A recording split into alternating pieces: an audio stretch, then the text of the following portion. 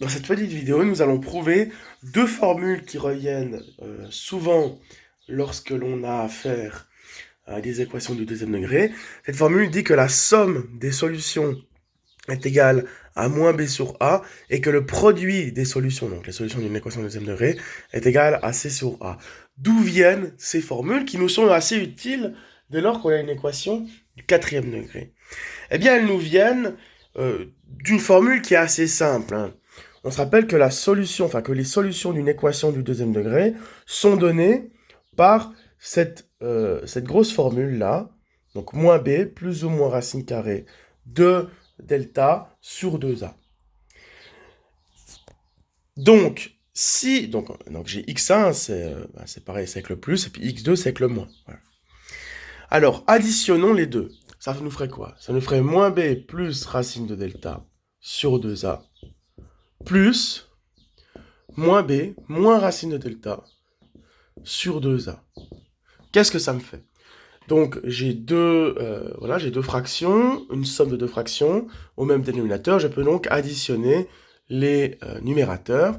Donc ça me fait moins b plus racine de delta, moins b moins racine de delta sur 2a. Moins b, ça fait moins 2b. Plus racine de delta, moins racine de delta, ça s'annule. Donc j'ai toujours le 2a au dénominateur. Moins 2b sur 2a, ça nous fait effectivement moins b sur a. Voilà, c'est QFD. Donc pour une somme de deux solutions, là, la somme des deux solutions, ça vaut effectivement moins b sur 2a. Très facile à démontrer. Pour la multiplication, donc le produit entre les deux solutions, c'est assez simple à prouver également. Donc moins b plus racine de delta sur 2a fois moins b moins racine de delta sur 2a égale à combien? Là, j'ai un produit entre deux fractions. Quand je multiplie deux fractions, on se rappelle, hein, je multiplie les numérateurs, je multiplie les dénominateurs et j'obtiens une nouvelle fraction. Donc, j'aurai ici moins b plus racine de delta fois moins b moins racine de delta sur 2a fois 2a. 2a fois 2, hein, je fais 2 fois 2, 4, a fois a carré, ça fait donc 4a carré. Et là, en fait, si on remarque, on a une identité remarquable du type a plus b fois a moins b. C'est vraiment une identité remarquable connue. Et je rappelle que a plus b fois a moins b, ça a pour solution a carré moins b carré. Donc j'ai vraiment ici une identité remarquable connue qui apparaît. Donc je vais pouvoir l'appliquer ici. Donc ça fait moins b au carré. Alors moins b au carré, ça fait combien? Bah, ça fait b carré. Racine de delta au carré, ça fait combien? Bah, ça fait delta. Sur 4a carré. Alors le delta, on rappelle que ça vaut combien? Bah, le delta, c'est b carré moins 4ac. Et ça va être important de le souligner. Parce que du coup, qu'est-ce que ça nous donne? B carré moins B carré moins 4ac. Alors là, si je distribue le moins, qu'est-ce que ça fait? Bah, les signes vont s'inverser, hein. Voilà. Donc je me retrouve avec B carré moins B carré plus 4ac, ici. Les B carrés se simplifient, il ne reste plus que 4ac sur 4a carré. Les 4 se simplifient. Et là, il va annuler un A, donc il ne reste plus que C sur A. Encore une fois, CQFD. Donc si je dispose d'une équation du type ax carré plus bx plus c égale à 0, qu'est-ce qui se passe? Eh bien, qu'est-ce qui se passe si je factorise par A? Bah, si je factorise par A, mon expression, qu'est-ce qui se passe? Eh bien, on voit apparaître ici quasiment les mêmes éléments qu'on a vu tout à l'heure. On voit que ce qu'il y a devant le x, c'est b sur a. Alors, c'est pas moins b sur a, hein. Il faudrait mettre un moins, moins. Voilà. Voilà. Finalement, c'est ce qu'il y a devant le x, ben, c'est finalement l'opposé de la somme des solutions. Et ce qu'il y a après, donc le nombre tout seul, eh bien, c'est le produit des solutions. Donc, si par exemple, j'ai l'équation 2x carré plus 4x plus 6 égale à 0, que je factorise par 2,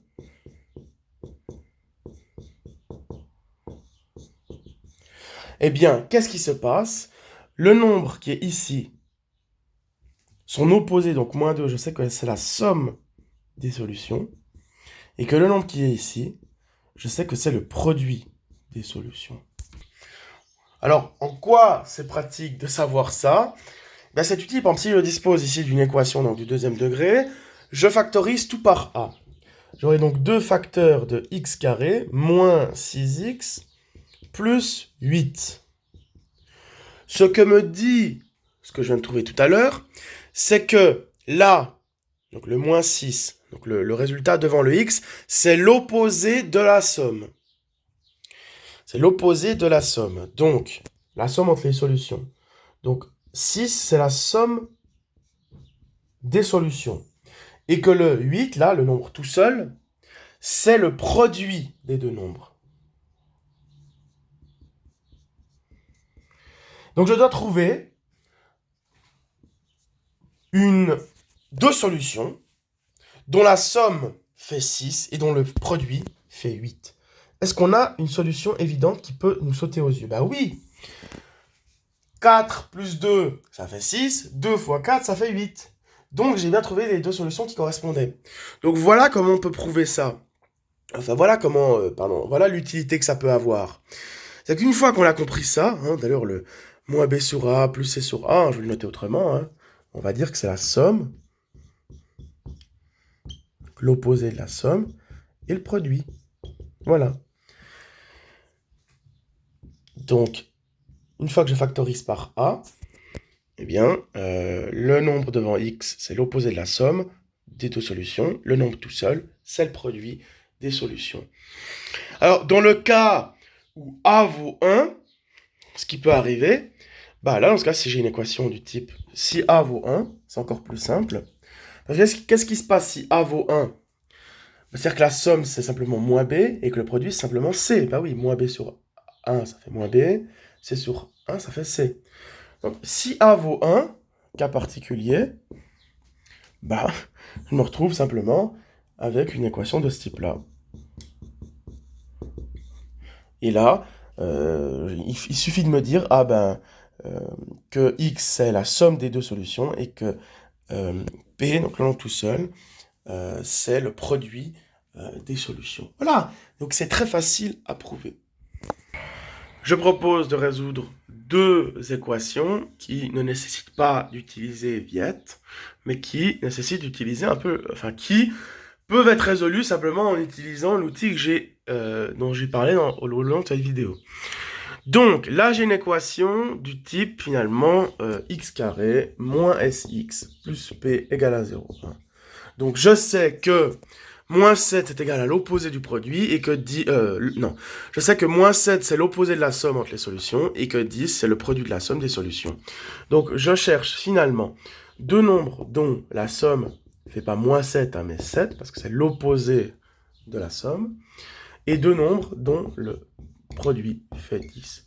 Donc est-ce qu'il est facile de trouver deux nombres dont la somme fait 7 et dont le produit fait 10? La réponse est oui, quand même. Ce serait quoi, ici? Ce serait 5 plus 2 qui fait 7 et 5 fois 2 qui fait 10. Ça doit être évident. Après, sinon, ça sert à rien Le but, c'est pas de résoudre une équation ici.